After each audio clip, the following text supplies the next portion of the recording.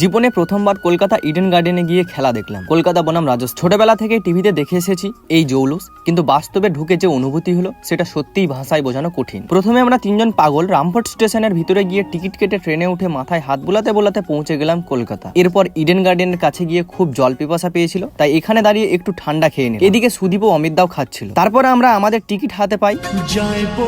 Ticket হাতে পেয়ে সুদীপ একটা সুন্দর হাসি দিয়ে দেয়, কারণ স্বপ্ন আজ সত্যি হতে চলেছে। এটা হলো 8 নাম্বার গেট আর আমাদের 9 নাম্বার গেট। তাই টিকিট হাতে নিয়ে 9 নাম্বার গেটের দিকে যাচ্ছিল। 9 নাম্বার গেট কোন দিকে খুঁজে পাচ্ছিলাম না, তাই অমিত দা জিজ্ঞেস করে নিল। এরপর ফাইনালি 9 নাম্বার গেটে ঢুকে পড়ি আর আমাদের হাতে কি যেন ধরিয়ে দিল। না মানে এতে লেখা ছিল করবো লড়বো জিতবো, আর এগুলো শুধু আমাকে না সবাইকেই ধরিয়ে দিচ্ছিল। তারপর ভেতরে ঢুকেই দেখি হাজারো মানুষের ভিড়, চিৎকার, বিশাল সবুজ মাঠ। গ্যালারিতে বসে বুঝলাম ইডেন মানে শুধু একটা মাঠ না, এটা একটা আবেগ। ভেতরে ঢুকে বুঝলাম টিভিতে দেখা ক্রিকেট আর মাঠের ক্রিকেট এক জিনিস না। আমরা তিনজনই গ্রামের ছেলে, গ্রাম থেকে গিয়ে গ্যালারিতে বসে লাইভ খেলা দেখবো কোনোদিনও স্বপ্নেও ভাবিনি।